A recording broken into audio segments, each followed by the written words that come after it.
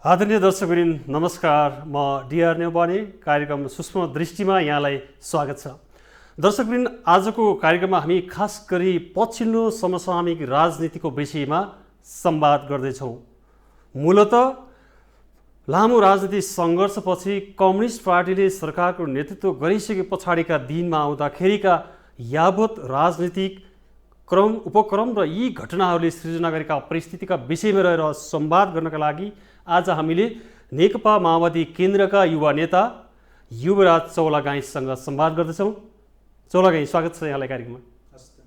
जस्तै यति बेला जनताले जुन अभिमत दिएर चाहिँ कम्युनिस्ट पार्टीको सरकार त बन्यो, तर त्यसपछि यता आउँदाखेरिको राष्ट्रिय राजनीति धेरै गिजुल्यो। किन? अब यसलाई छोटोमा भन्ने हो भने सरकारको नेतृत्व गर्ने केपी शर्मा ओलीजीको टिम देशप्रति, जनताप्रति, आफ्नै घोषणापत्रप्रति, आफ्नो इतिहासप्रति इमान्दार भएन। उहाँहरूको नियत सफा भएन। उहाँहरूले जनताप्रति प्रतिबद्धतापूर्वक, इमान्दारीपूर्वक काम गर्नु भएन। त्यसले गर्दाखेरि यो समस्या सिर्जना भएको। अब यसलाई अलिकति विस्तारै यदि गर्न तपाईँ भन्नुहुन्छ भने नेपालमा खास गरिकन यो पछिल्लो राजनीतिक परिवर्तन जुन ढङ्गले भएको थियो, त्यो राजनीतिक परिवर्तनको सक्रिय योद्धा अथवा त्यो राजनीतिक परिवर्तनको लागि बलिदानीपूर्ण अथवा एउटा भित्र आन्तरिक मनदेखि लागेर सङ्घर्षमा उहाँहरू सहभागी हुनुहुन्न थियो र त्यसको चाहिँ सामान्य मात्रै प्रभाव होला कि भन्ने जस्तो लागेको थियो। तर उहाँहरू मनदेखि नै यो संविधानलाई, यो व्यवस्थालाई स्वीकार गर्न तयार हुनुहुन्न भन्ने चाहिँ देखिन्छ। त्यसले गर्दा जस्तै नेकपा माओवादी र एमाले बीचको चाहिँ समीकरणबाट नेकपा त बन्यो, तर नेकपा आफै झगडाको चाहिँ एउटा कारखाना बन्यो।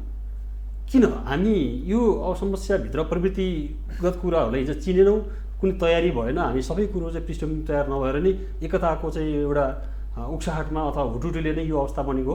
त्यसो पनि भन्न मिल्दैन। अब हुन त यो एउटा ठुलो विषय हो, यसको समीक्षा हुँदै जाला भोलि इतिहासमा।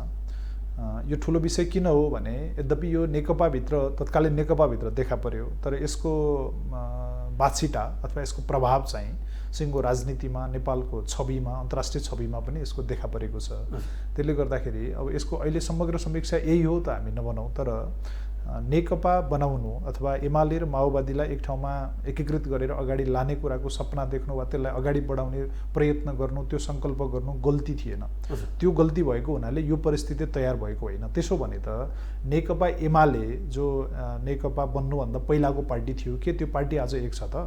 त्यो पार्टी एक छैन नि, होइन? त्यहाँभित्र त हामी गम्भीर समस्याहरू देखिराखेका छौँ। त्यस कारणले आजको राजनीतिमा तपाईँले यदि हेर्नुहुन्छ भने यो आजको परिवर्तनलाई स्वीकार गर्ने र यो परिवर्तनलाई चाहिँ समाप्त पार्न चाहने वा यो परिवर्तनलाई स्वीकार नगर्ने, यसलाई चाहिँ विभिन्न ढङ्गले पछि फर्काउन चाहनेहरूको बिचमा सङ्घर्ष छ।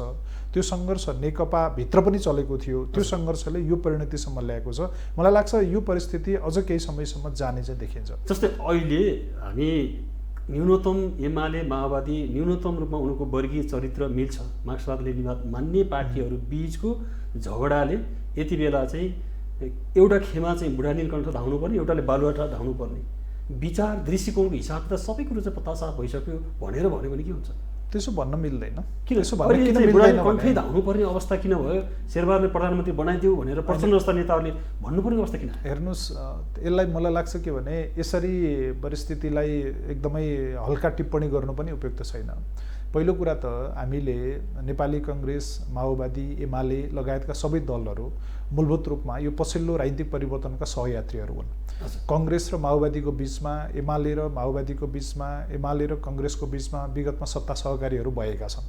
62-63 यता नै धेरै पटक सत्ता सहकारी भएको छ। 62-63 अगाडि कङ्ग्रेस र चाहिँ एमालेको बिचमा पनि पटक सत्ता सहकारी भएको छ। त्यसकारण सत्ता सहकारीलाई, किनभने हामीसँग संसदीय अङ्कगणितको आधारमा सरकार बन्ने र नबन्ने भन्ने कुरा हुन्छ। आज संसदको दोस्रो ठुलो दल त नेपाली कङ्ग्रेस नै हो। पहिलो ठुलो दल केपी ओलीले नेतृत्व गरेको दलले त्यसले स्वाभाविक रूपले जनताको काम गर्न नसकेपछि त्यसको अर्को स्वाभाविक चाहिँ हकदारको रूपमा संसदीय राजनीतिको कुरा गर्दाखेरि स्वाभाविक रूपले नेपाली कङ्ग्रेस हुन्छ। त्यसकारणले एउटा वर्स्ट चाहिँ परिस्थिति तयार हुनुभन्दा अगाडि त्योभन्दा अलिकति बेटर अप्सनमा जान खोजेको। हामी यो भन्दैनौँ कि शेरबहादुर देउवाको नेतृत्व देशको लागि चाहिँ के छ भने अत्यन्तै राम्रो अप्सन होइन, अत्यन्त राम्रो अप्सन होइन। उहाँ पहिला पनि 4 पटक प्रधानमन्त्री भइसक्नु भएको छ, उहाँको प्रधानमन्त्रीत्व देखिएको छ। अब शेरबहादुर देउवालाई संसदीय दलको नेता बनाउने कि नबनाउने भन्ने कुरा त नेपाली कङ्ग्रेसको कुरा हो। त्यसकारण नेपाली कङ्ग्रेस दलले शेरबहादुर देउवालाई सभापति मान्नुन्जेल, उहाँलाई संसदीय दलको नेता मान्नुन्जेल, त्यसमा चाहिँ के भने उहाँसँग सहकार्य गरेर जानु, उहाँलाई प्रधानमन्त्री अथवा अन्य दलहरू स्वाभाविक छ। ओली र देउबा बीचको भिन्नता के? जस्तै ओली र देउबा एक प्रकारले चाहिँ यो देशको प्रधानमन्त्री भइसकेका पात्रहरू हुन्। भोलि ओलीले चाहिँ विस्थापन गरेर फेरि देउबाले ल्याउँदाखेरि हाम्रो राष्ट्रिय राजनीति सही ट्र्याकमा जान्छ भन्ने खालको हामीले ग्यारेन्टी गर्ने जान्छ, त्यो जान्छ भन्छु म आजको मितिमा। किनभने प्रधानमन्त्री केपी शर्मा ओली र राष्ट्रपति विद्यादेवी भण्डारी उहाँहरू दुईजनाले अपवित्र ढङ्गले गठजोड गरेर यो देशको संविधानमाथि, संविधानको मर्ममाथि, व्यवस्थामाथि उहाँहरूले पटक पटक प्रहार गर्नुभएको छ, पटक पटक प्रहार गर्नुभएको छ। गएको पुसको 5 गते उहाँहरूले असंवैधानिक ढङ्गले संसदको विघटन गर्नुभयो, जगजाहेर छ त्यो कुरा होइन। तपाईँ र म आज अन्तर्वार्तामा यहाँ बसिरहेका छौँ, उहाँहरूले त वैशाखमा जेठमा चुनावको घोषणा गर्नुभएको थियो। आज यो बेलामा चुनाव हुन्थ्यो यो देशमा, कस्तो हुने थियो देशको परिस्थिति, के हुन्थ्यो? हाम्रो अर्थतन्त्रको आज स्थिति के छ? नेपाली जनताको अहिलेको चाहना के छ? समाजको आजको आवश्यकता के छ? यो कुरा राज्यले, नेताहरूले, समाजको चाहिँ राजनीतिक नेतृत्व गरिराखेका नेताहरूले हेर्नु बुझ्नुपर्छ कि पर्दैन?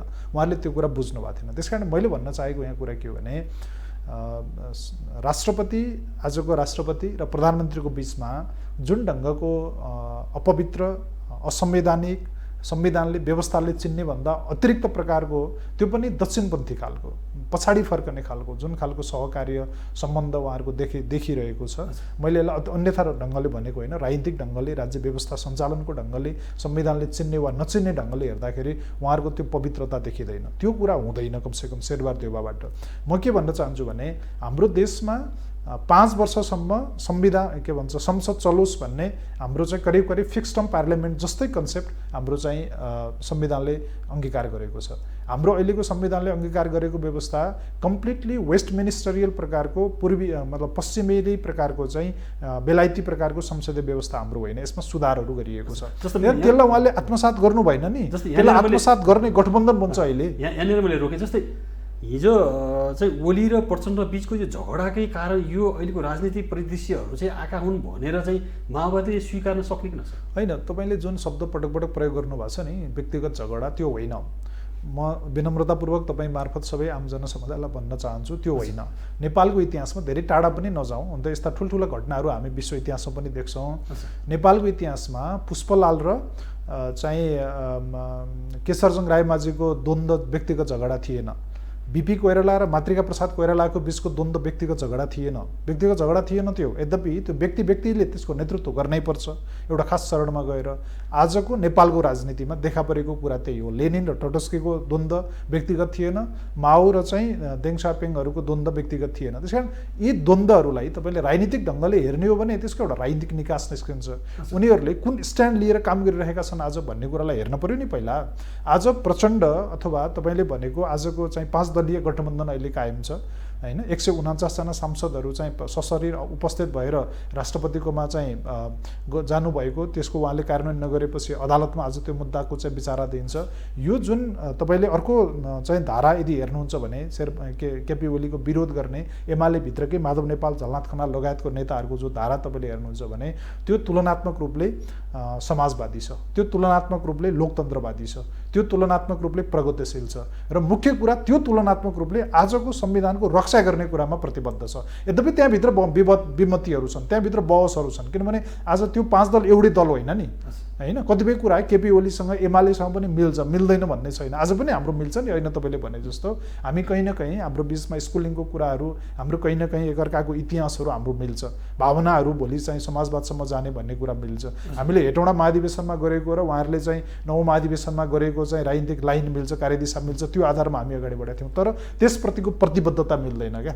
त्यसप्रतिको प्रतिबद्धता मिलेको भए त चिज त धेरै अगाडि गइहाल्थ्यो नि। जस्तै अब जनताले तपाईँहरूलाई चाहिँ खास गरी वाम गठबन्धनलाई चाहिँ 174 सिट दिए र जनताले ठुलो अपेक्षा थियो, त्यो अपेक्षामा आज कुठाराघात भयो र जसले चाहिँ राजनीति अब कता जाने भनेर एउटा अन्यलको एउटा दुष्चक्रमा फसिरहेको छ। अब यसको निकास के गर्ने भन्ने भन्दा पनि एकले अर्कालाई सिद्धाउने भन्ने देखिरहेछ। सरकार त्यसै तरिकाले स्वेच्छाचारी बन्ने, विपक्षी दलहरू पनि सरकारले गोलाउने र सबै चाहिँ एकदम जुलुसी बाँधेर चाहिँ सर्वोच्चमा हाम्रो मान्छेले प्रधानमन्त्री बनाऊ भन्ने खालको यो दृष्टिकोण, यो प्रवृत्तिले त जनतामा त ठुलो निराशा छ नि। यसले कसरी यहाँले चाहिँ हेर्नुहोस्, सबभन्दा पहिलो कुरा त म तपाईँ मार्फत, यो लोकप्रिय टेलिभिजन, यो कार्यक्रम मार्फत सबै जनसमुदाय सामु हात जोडेर विनम्रतापूर्वक माफी माग्छु। म एउटा जिम्मेवार राजनीतिक दलको एउटा जिम्मेवार सदस्य हुँ।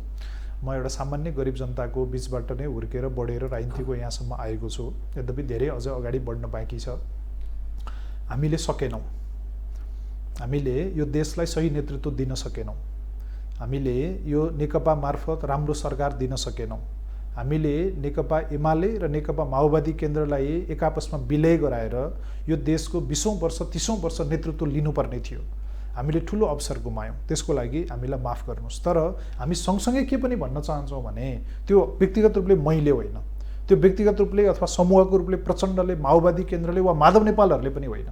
यो परिस्थिति किन तयार भयो भन्ने कुरा नेपाली जनताले विनम्रतापूर्वक बुझिदिनुहोस्। किनभने नेपालको राजनीतिमा यस्ता परिघटनाहरू पहिला पनि भएका छन्। तपाईँले हेर्नुहुन्छ भने कोत पर्व त्यसै भएको थिएन, तपाईँले हेर्नुहुन्छ भने पञ्चायत त्यसै आएको थिएन, हैन।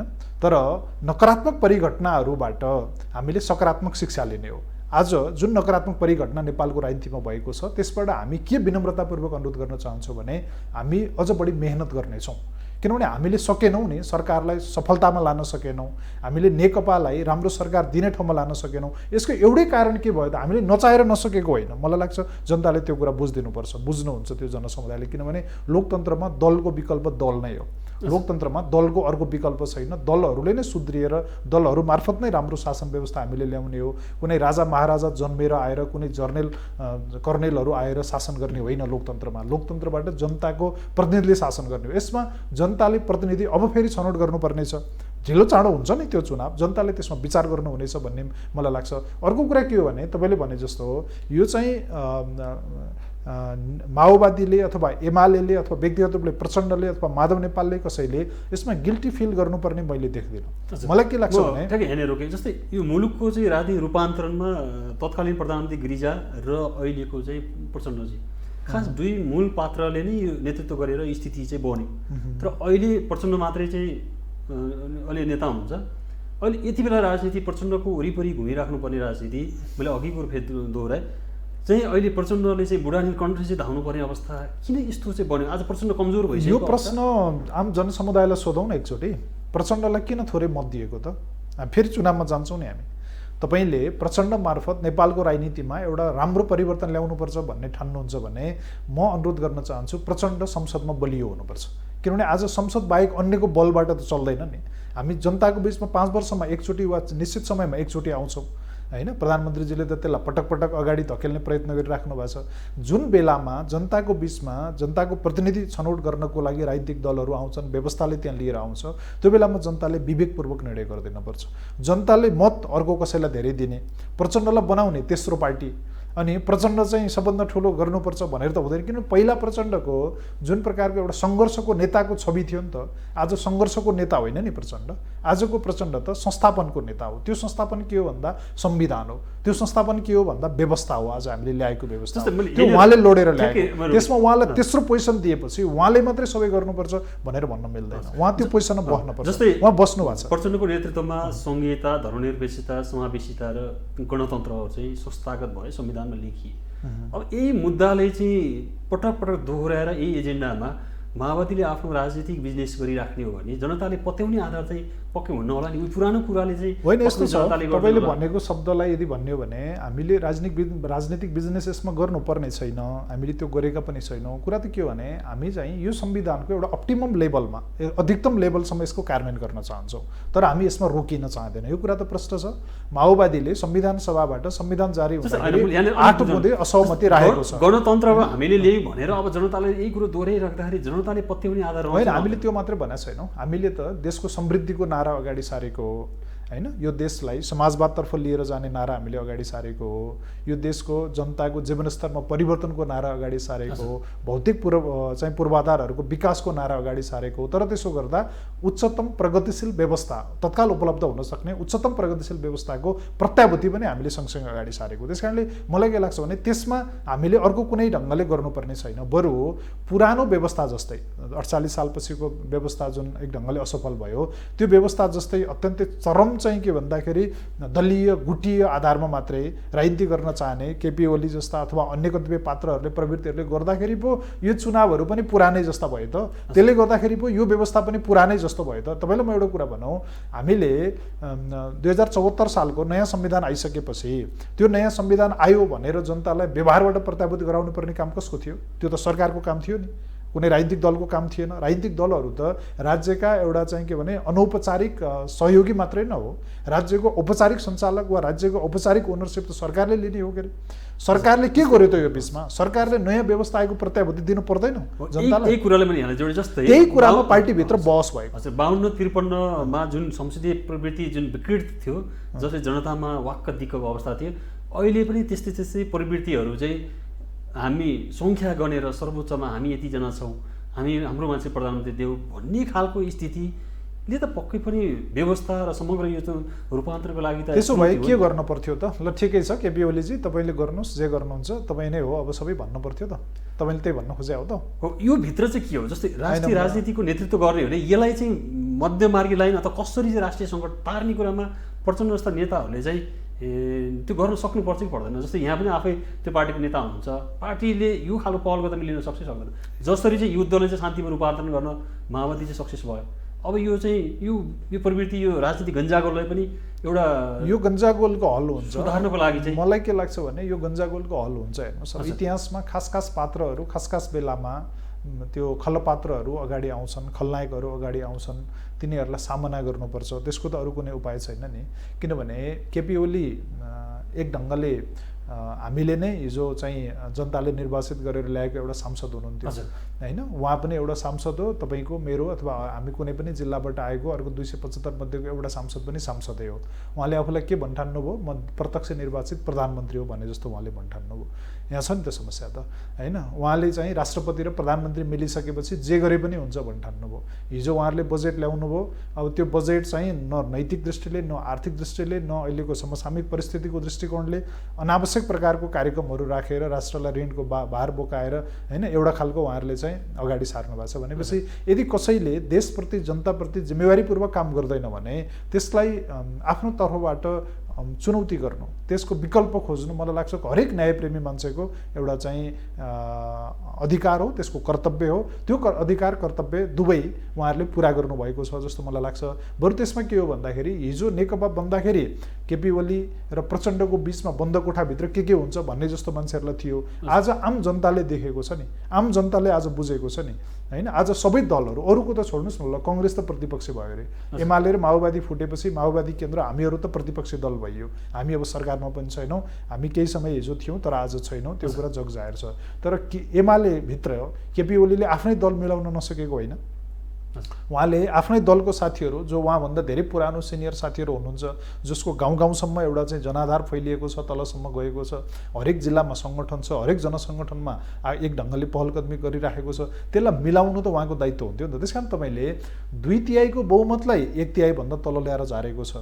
सफलता कि असफलता भन्ने कुरा त त्यहाँबाट देखिएला नि त होइन। हुँदाखाँदाको त्यत्रो ठुलो पार्टीलाई एउटा सानो चाहिँ गुटमा कोटरीमा ल्याएर परिवर्तन गरेको छ होइन। अन्तर्राष्ट्रिय रूपमा यत्रो ठुलो एक्सपोजरको सम्भावना भएको देशलाई एउटा चाहिँ दक्षिणी छिमेकीको पाउमा लगेर समर्पण गरेको छ, सुम्पिएको छ, बाहिर ठुलो कुरा गरेको छ होइन, भित्र गएर सम्पूर्ण रूपले चाहिँ भित्र कुहिएको फर्सी जस्तो भएको छ भनेपछि यो प्रकारको दोहोरो मापदण्ड कसले राखेको छ भन्ने कुरा हेर्न पर्यो। मलाई लाग्छ केपी ओलीजीले जुन ढङ्गले गतिविधि गरिराख्नु भएको छ, एउटा कम्युनिस्टको त कुरा छोड्नुहोस्, एउटा सामान्य लोकतन्त्रवादीले पनि एउटा सामान्य विधि र प्रक्रियालाई मानेर जानुपर्छ भन्नेहरूले पनि यति कुरा गर्न सक्दैन। उहाँले त्यो हदसम्मको गतिविधि गर्नुभएको छ, त्यस कारण त्यसको प्रतिवाद प्रचण्डले गर्नुभयो, त्यसको प्रतिवाद अरू दलहरूले गरेको। यसलाई तपाईँले बुढा नीलकण्ठ दाइको रूपमा अथवा चाहिँ के भने कुनै निकास दिन नसकेको रूपमा बुझ्ने हो भने त्यो गल्ती हुन्छ। निकास त बिपी कोइरालाले दिन सक्नु भएको थियो र 17 सालमा प्रधानमन्त्री हुँदाखेरि त्रिपुरेश्वरबाट आम सभाबाट हतकडी लगाएर राजाको खोरमा लगेर थुनेको बिपी कोइराला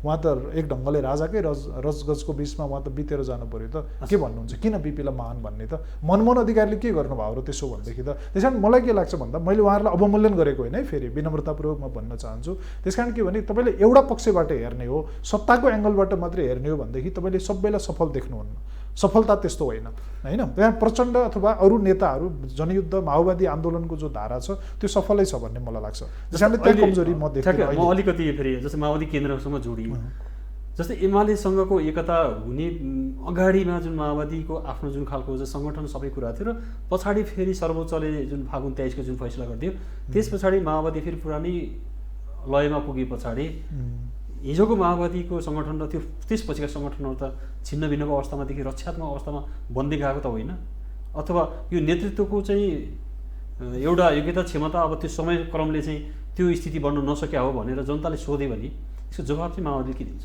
होइन एउटा कुरा के छ भन्दाखेरि म एउटा कुरा बडो विनम्रतापूर्वक स्वीकार के गर्छु भन्दा माओवादीले राज्यलाई रूपान्तरण गर्ने मामलामा राजनीतिक सङ्घर्षलाई सङ्गठित गर्ने मामलामा देशभरि राजनीतिक अभियानलाई सुचारू गर्ने मामलामा धेरै ठुलो सफलता हासिल गर्यो तर त्यसलाई सङ्गठित गर्ने सङ्गठनमा बदल्ने मामलामा त्यसलाई एउटा विधि प्रक्रियाबाट एउटा सङ्गठनको संस्कारमा ढाल्ने मामलामा चाहिँ हाम्रा ठुल्ठुला कमी कमजोरीहरू रहे त्यसले गर्दाखेरि धेरै ठुलो शक्ति हामीसँग भएर पनि त्यसलाई हामीले राम्ररी परिचालन गर्न सकेनौँ म दावाको साथ आज पनि के भन्न सक्छु भन्दाखेरि सबभन्दा राम्रा राजनीतिक क्याडरहरू आज यो देशको कुनै राजनीतिक दलमा छ भने त्यो माओवादीमा छ मेरो दाबी हो यो होइन राजनीतिक रूपले प्रशिक्षित राजनीतिक रूपले बुझेको तर ती मान्छे भुइँ तहका छन् ती मान्छेसँग पैसा छैन ती मान्छे गाडी चढेर हिँड्दैनन् ती मान्छे कृषि कर्म गरेर बस्छन् ती मान्छे मजदुरी गरेर बस्छन् त्यस कारण ती मान्छेहरूको एउटा मोरल अप गर्ने गरी हामीले कार्यक्रम ल्याउन सकेनौँ त्यसको लागि के हुनु पर्थ्यो भन्दाखेरि सामूहिक ढङ्गको कार्यशैली हुनु पर्थ्यो सायद नेतृत्वप्रति अर्को स्तरमा हाम्रो चाहिँ विश्वासको मात्रा बढ्नु पर्थ्यो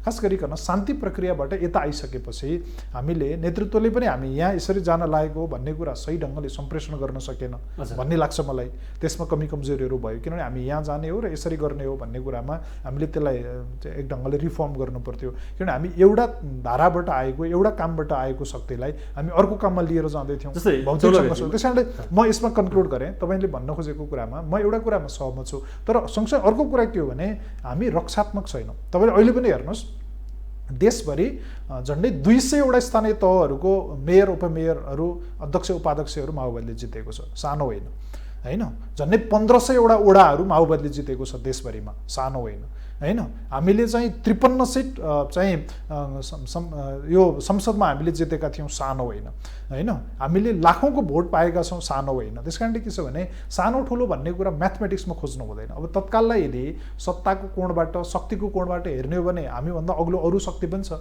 दुईवटा शक्ति त प्रष्टै छ नि कङ्ग्रेस पनि छ एमाले पनि छ होइन अझै अलि राम्रो गरेन भने फर्केर जान्छ कि पछि जान्छ कि भन्ने हुन्छ यदि कसैलाई त्यस्तो लागेको छ र कोही फर्केर जान्छ भने हामीलाई आपत्ति पनि छैन किनभने पार्टी सङ्गठन चाहिँ मेहनतले फेरि बन्न सक्छ बनाउन सकिन्छ यसको आफ्नै स्कुलिङ छ यसको आफ्नै धारा छ माओवादीले जति गर्व गर्नुपर्ने कसले छ र यो व्यवस्था प्राप्त गरेकोमा होइन त्यस कारणले हाम्रो सङ्गठन चुस्त पनि छ बलियो पनि छ हाम्रो केन्द्रीय कमिटी छ तलका कमिटीहरू छन् काम गरिरहेका छन् त्यस कारण चाहिँ जति हल्ला खल्ला छ नि त्यस्तो चाहिँ होइन भन्नु जस्तै राजनीतिक रूपले माओवादीले उठाएका एजेन्डाहरू चाहिँ संस्थागत भइराखेको छ यो सङ्घात्मक व्यवस्थाले एक प्रकारको राजनीतिक प्रत्याभूति दिएको छ त्यसका आधारमा जनताको जीवन पद्धतिमा चाहिँ रूपान्तरण हुन सकेन त्यो यथार्थ दृश्य यहाँले पनि देख्नु भएको छ सबैले भोगिरहेको कुरा साथै यो सँगै त्यत्रो मुभमेन्ट गरेर आएको पार्टीभित्रका चाहिँ रामबहादुर थापा लगायतका नेताहरू सबै पार्टीबाट चाहिँ बाहिरी जाने विप्लवहरूले पनि पार्टी छुट्टै खोलिहाल्ने वैद्य जस्ता चाहिँ एउटा दार्शनिक मान्छेहरू सबै बाहिरिसके पछाडि अहिले चाहिँ पाका नेताहरू खास मूल नेतृत्वभित्र प्रचण्ड मात्रै एक्लै हुँदाखेरिको अबको माओवादीले आन्दोलनको त्यो कसरी ड्राइभ हुन्छ अगाडि जनताले कसरी विश्वास गर्ने अब म यसमा दुईवटा कुरा भन्न चाहन्छु पहिलो कुरा त के हो भन्दाखेरि प्रचण्डको नेतृत्व के हो भन्ने बारेमा प्रचण्डको जीवनकालपछि एउटा विहङ्गम समीक्षा गरौँला उहाँ अहिले जीवनकाल वा राजनीतिक काल जीवनकाल भनौँ न त्यो पछि हामी विहङ्गम समीक्षा गरौँला त्यति बेला उहाँका सबल पक्ष के हुन् निर्बल पक्ष के हुन् भनेर भन्न सकिन्छ म तपाईँलाई एउटा दुईवटा उदाहरण दिउँ बिपी कोइराला नेपाली कङ्ग्रेसको सभापति हुँदाखेरि नेपाली कङ्ग्रेसका कतिजना महामन्त्रीहरू कतिजना चाहिँ वरिष्ठ नेताहरू पञ्चायतमा प्रवेश गरे बिपी कोइराला सफल कि असफल श्रीभद्र शर्मा परशुनारायण चौधरी होइन लगायतका कङ्ग्रेसका एकदम वरिष्ठतम नेताहरू इभन चाहिँ धेरै ठुल्ठुला नेताहरू काङ्ग्रेसका 5-6 जना महामन्त्रीहरू निर्वाचित महामन्त्रीहरू चाहिँ नेपाली कङ्ग्रेस छोडेर पञ्चायतमा प्रवेश गरेका थिए। नेकपाका ठुल्ठुला नेताहरू 15 सालको निर्वाचन जितेका ठुल्ठुला नेताहरू तपाईँ कमर शाह भन्नुहुन्छ, अर्को उपाध्याय शैलेन्द्र कुमार उपाध्याय भन्नुहुन्छ, विभिन्न ठुल्ठुला भनिएका नेताहरू, इभन महासचिव भएको केश चङ्ग्राईमा चाहिँ आफै पञ्चायतमा चाहिँ प्रवेश गरे कम्युनिस्ट पार्टी छोडेर। कम्युनिस्ट आन्दोलन सकियो, नेपाली कङ्ग्रेस सकियो, पञ्चायत अजम्बर भयो, भएन।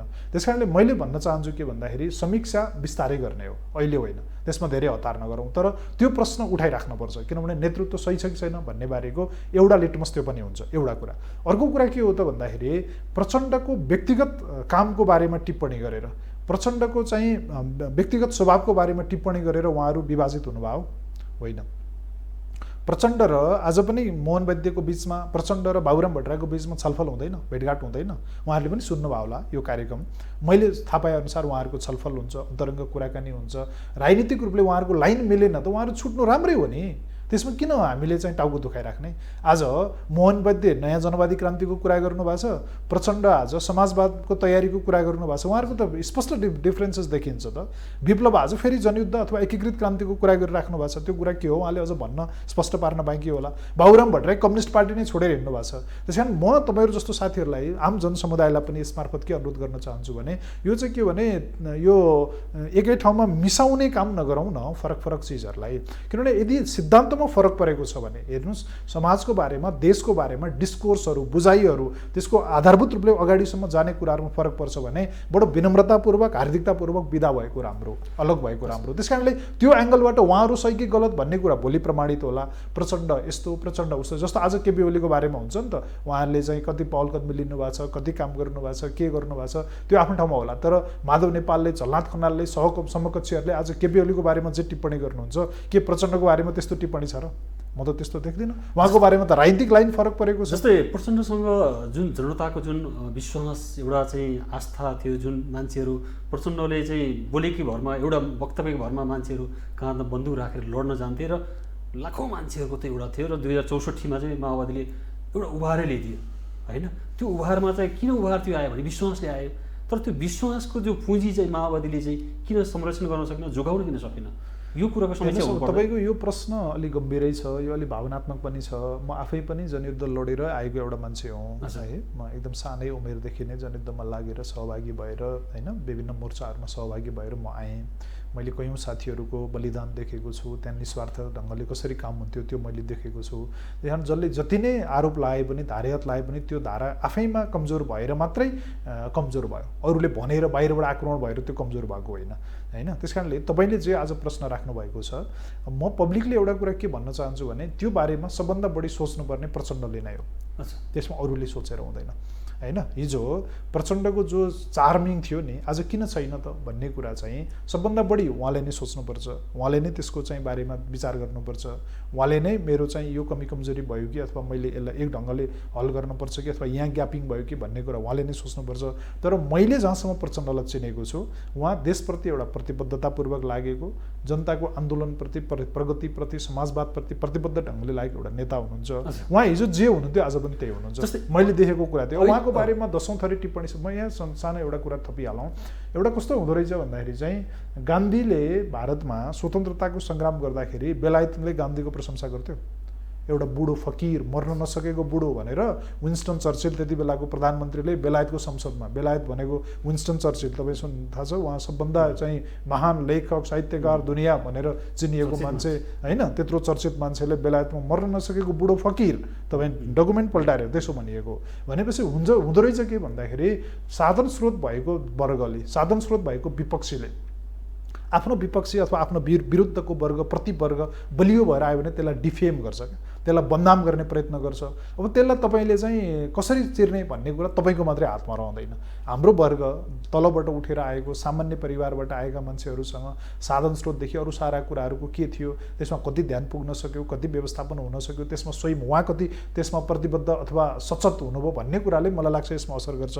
त्यसैले मैले भन्न चाहेको यसको एउटा त आन्तरिक रूपमा उहाँ आफैले विचार गर्नुपर्ने पक्ष होला, अर्को त के छ भने बाहिरबाट त्यसलाई डिफेम गर्न खत्तम पार्न कति लाग्यो किनभने बाबुराम भट्टराईको कति क्रेज बनाइएको थियो नि एकचोटि त्यो बाबुराम भट्टराईको क्रेज बनेर मात्रै बनाइएको थिएन त्यो प्रचण्डलाई कमजोर पार्ने एउटा रणनीति पनि थियो आज बाबुराम भट्टराई कहाँ हुनुहुन्छ सँगै नहुँदा पनि के स्थिति छ हामी देख्दैनौँ र त्यो कुरा भने जस्तै प्रचण्डको बारेमा गरिएका टीका टिप्पणीहरूलाई पनि यो दुईटा भागमा बाहिर उहाँको बारेमा योजनाबद्ध रूपले गरिएका प्रचारहरूको रूपमा अलग्गै त्यसको विश्लेषण हुनुपर्छ भन्ने म ठान्छु तर फेरि उहाँले सच्याउनै पर्दैन के पनि पर्फेक्ट भन्ने ढङ्गको मेरो छैन जहाँसम्म मेरो अब्जर्भेसन छ म यसमा सकेँ जहाँसम्म मेरो अब्जर्भेसन छ उहाँ देशप्रति जनताप्रति प्रतिबद्धतापूर्वक लागेको बडो इनोसेन्ट माइन्डको मान्छे मतलब जनताप्रति इमान्दारीपूर्वक कुनै आग्रह पूर्वाग्रह नराखेर काम गर्न सक्ने दायाँ बायाँ फर्केर काम गर्न सक्ने त्यतिको लचकदार नेता त नेपालमा कोही पनि छैन अहिले पनि यहीँनिर म ठ्याक्कै कि जस्तै अब प्रचण्डको नेतृत्वमा जुन नेपालमा रूपान्तरण भयो ठुलो राजनीतिक परिवर्तन भयो 4वटा खास मुद्दाहरू चाहिँ स्थापित भयो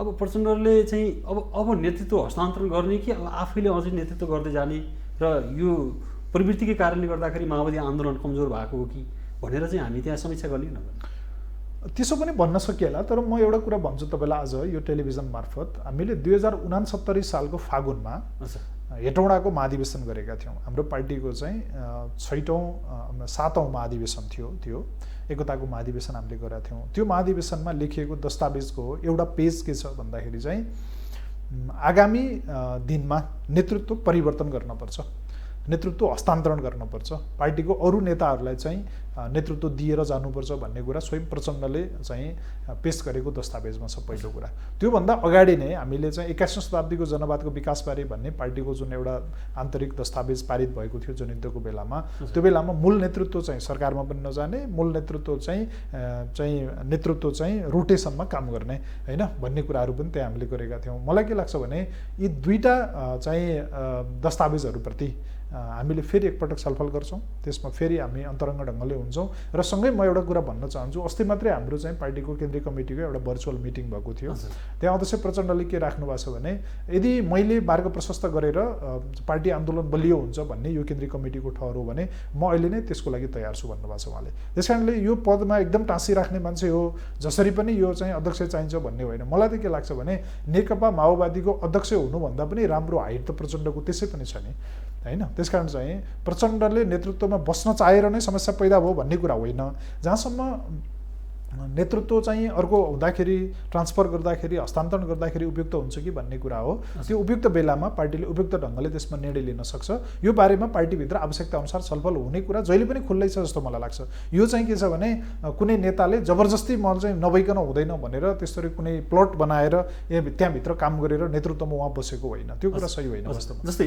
प्रचण्डमा दुईवटा चाहिँ प्रवृत्ति छ भनेर मान्छेहरूले टिप्पणी गर्छन् जस्तै गतिशीलता छ प्रचण्डमा लचकता पनि छ तर अस्थिरता पनि छ यो बीचको चाहिँ तादम्यताको अभावमा प्रचण्डले जित्ने भन्दा बढी हार्ने अवस्था देखिन्छ जस्तै अहिले यसको चाहिँ प्रचण्डको यो कमजोरीका कारण ओलीले चाहिँ खेल्न पाए भनेर भन्नेहरू पनि छन् हामी यसलाई चाहिँ कसरी जवाब दिन्छौँ अब मलाई त त्यस्तो लाग्दैन हेर्नुहोस् है अब यो गति र स्थितिको द्वन्द्ववाद आफ्नै ठाउँमा छ मतलब त्यसको हुन्छ नि त यो तपाईँ गतिशील हुने भनेको एक ठाउँमा बसिराख्ने त होइन हैन गतिशील हुने भनेको त त्यसले विभिन्न चाहिँ डिस्टेन्सहरू त्यसले पार गर्दै जाने हो अब मलाई के लाग्छ भन्दाखेरि अहिले प्रचण्डको गतिशीलता भनेर उहाँले संविधान विरुद्ध गतिशीलता देखाउनु भएको पनि छैन प्रचण्ड गतिशील भनेर उहाँले एक्सट्रिममा जानुभएको छ भन्ने कहीँ देखिन्छ र बरु आज प्रचण्डको गतिशीलता केमा छ प्रचण्डको गतिशीलता प्रोडक्टिभ छ कि काउन्टर प्रोडक्टिभ छ त त्यो हिसाब गरौँ न आज प्रचण्ड प्रचण्डकैले चाहिँ जुन उदारता देखाएर नेकपा एकता भयो र त्यसमा टेकेर चाहिँ ओलीले अहिले यो खाल गरिरहेका छन् भनेर पनि एउटा अनि म त्यही भन्दै थिएँ त्यो हुनसक्छ अब अध्यक्ष प्रचण्डले अस्ति हामीसँग पनि भन्नुभयो मिटिङमा कि अब कतिपय कमजोरी मेरा भएका पनि हुनसक्छ जस्तो कि मैले उदारतापूर्वक चाहिँ अब 5 वर्षलाई मैले छोडिदिएँ हैन उदारतापूर्वक अब केपी ओलीले 1 नम्बरमा नाम लेख्ने कुरा मैले छोडिदिएँ हैन केपी ओलीको अध्यक्षमा 3-4वटा बैठकमा उहाँले निरन्तर अध्यक्षता गर्नुभयो यदि यो त कस्तो हुन्छ भने नि यदि कसैले नियत राखेर तपाईँलाई गर्छ भने हामीलाई कसैलाई गर्छ भने त्यसको त कुनै जवाब छैन क्या त्यसमा तपाईँको गल्ती हुँदैन नि नियत राखेर बाटो ढोकेर कसैले तपाईँलाई आक्रमण गर्छ भने तँ यो बाटो किन आएको भनेर उल्टै तपाईँलाई गाली गर्ने त भने त्यो त मिलेन। जस्तै 3 वर्षसम्म लगभग 2075 जेठ 3मा चाहिँ पार्टी एकता भए पछाडि यता आउँदाखेरि अधिकांश अझ भदौ 26मा आएर एउटा चाहिँ बन्यो नि। त्यस पछाडिका दिनहरूमा आउँदाखेरि त अब फेरि 19 पृष्ठको चाहिँ अब आरोप भनौँ या दस्तावेज भनौँ जे भनौँ, त्यो त एउटा क्लाइमेक्स त्यो कुराले चाहिँ गर्दा त अन्तमा चाहिँ नेकपा त सर्वोच्चले त विघटन गराइदियो। तर पनि अब फेरि पार्टी एकता गर्ने खालका प्रयत्नहरू गर्ने कहीँ ठाउँ नि नरहेको भन्ने खालको चाहिँ यो आशयहरू देखिए राजनीतिमा। अब ओली र प्रचण्ड एक ठाउँ आउने अहिले सम्भव छैन। अहिले सम्भव छैन। अहिले केपी ओलीसँग एकता गर्न हामी नै पनि चाहँदैनौँ। अब केपी ओली बाहेक अर्को नेतृत्व तयार गरेर साथीहरूले आउनुहुन्छ भनेदेखि त्यो बारेमा त जहिले पनि छलफल हुन्छ, त्यसमा हामी तयारै छौँ होइन। केपी ओली सहितमा त अहिले त कसरी एकता हुन्छ र? त्यो एकता कसैले गर्छु भनेर भनेको पनि मैले त सुनेको छैन। जस्तै प्रधानमन्त्रीले एक दिन पत्रकार सम्मेलनमा के भन्नुभएको थियो भने पार्टी विभाजन जुन सर्वोच्चले गरिदिए पछाडि लो फेरि एकता गरौँ न, त्यसो भए प्रक्रिया चालौँ भन्ने कुरा पनि प्रचण्डले कहिले पनि यो कुरा चाहिँ उठाउनु भएन, यो कुरोमा जानै चाहनु भएन। अनि त्यसपछि थाहा हुन्छ मान्छे को पार्टी एकताको पक्षमा थियो विपक्षमा थियो भनेर उहाँले चाहिँ बोल्नु भएको थियो नि होइन। केपी ओलीले योजनाबद्ध रूपमा त्यो फैसला गराउन भूमिका खेल्नुभयो। अब नेपालको अदालतको चाहिँ पक्षधर्ताको बारेमा अहिले पनि प्रश्नहरू उठाएको छ। हिजो आज नै चलिरहेको बहसमा संवैधानिक इजलासको फर्मेसनको बारेमा न्यायाधीशहरूको संलग्नताको बारेमा त्यही बहस अहिले उठिराखेको छ। त्यस कारण त्यो कुनै सडकको कुरा होइन, त्यो सर्वोच्च अदालतमा प्रवेश गरिसकेकै बहस हो।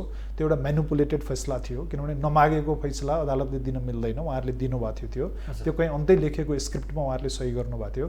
अब त्यसमा अब षड्यन्त्रको महारथी केपी ओलीलाई प्राप्त छ होइन। उहाँले नै सम्भवतः यी सबै कुराहरू गर्नुभएको होला, किनभने नेकपा एकताबद्ध हुँदाखेरि हुँदैन थियो। बरु म एउटा कुरा के भन्न चाहन्छु भने केपी ओलीलाई सजिलो चाहिँ कहीँ न कहीँ माधव नेपाल कमरेडहरूले फेरि फर्केर एमालेमा जाने निर्णय गरेपछि भयो हो। त्यो निर्णय उहाँहरूले गर्न हुँदैन थियो। माधव नेपाल र प्रचण्ड चाहिँ एकताबद्ध भएर बस्नु पर्थ्यो होइन। नेकपा एमाले र नेकपा माओवादी केन्द्र अदालतले बनाइदिए पनि अदालतले बनाएर केपी ओलीले नेकपा एमाले बनाएर केही फरक पर्दैन थियो। त्यहाँ चाहिँ नेकपा एमाले चाहिँ र माओवादी फेरि रिभाइभ हुन सम्भव छैन र यो चाहिँ टेक्निकल्ली पनि सम्भव छैन, राजनीतिक रूपमा हामी त्यो मान्दैनौँ भनेर दलहरूले अदालतलाई डिग्निफाइड रूपले त्यसलाई चाहिँ के भने डिक्लाइन गरेर अथवा त्यसलाई नमानेर नेकपा यही हो भनेर अर्को नाम राखेर अथवा अर्को ढङ्गले पनि जान सकिन्थ्यो, किन अदालतले त्यसो गरेको थियो। मलाई लाग्छ त्यसपछि केपी ओलीमा अलिकति चाहिँ के भने यो विभिन्न ढङ्गले खुराफात गर्न उहाँलाई चाहिँ अलिकति वातावरण पनि भयो। माधव नेपालहरू झन् कमजोर हुँदै जाने परिस्थिति पनि बन्यो। उहाँका कतिपय मान्छेहरू अहिले त म अर्को कुरा पनि तपाईँलाई भनौँ, माधव नेपाल लगायतको नेकपा एमालेको दोस्रो पुस्ता त कस्तो भारी छ। बरु तपाईँले माओवादीमा हेर्नुहुन्छ, तपाईँले बादल लगायतको नेताहरूको नाम होइन लिनुभयो होइन। बादल पनि के भन्ने र रामबहादुर थापा लगायतको जुन नेताहरूको तपाईँले नाम लिनुभयो। अब उहाँहरूको त बरु पहिलो पुस्ताकै नेताहरू यताउति गरेको देखिन्छ। एमालेको माधव नेपालजीहरूसँग भएका त दोस्रो पुस्ताकै नेताहरू बरु फेर समातेर केपी ओलीतिर लान दौडाएकै केही मान्छेहरू तपाईँले देख्नुभएकै छ।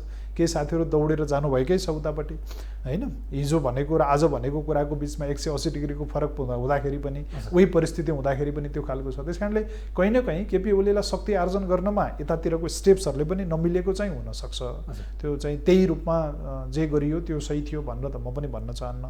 तर कस्तो हुन्छ भने अब यो त विभिन्न खेल चाहिँ यहाँ छ, किनभने जे आज नेपालमा भइरहेको छ त्यो केपी ओलीले गरेको मात्रै होइन नि। त्यो त केपी ओली त एउटा मोहरा न हो, त्यसको पछाडि त अरू फ्याक्ट्सहरू छन् नि त त्यसको पछाडि। किनभने मध्यरातमा कोही पनि नराखेर विदेशको भारतको एउटा चाहिँ रको चिफसँग बसेर उहाँहरूले के वार्ता गर्नुभयो जनतालाई भन्नुपर्छ पर्दैन।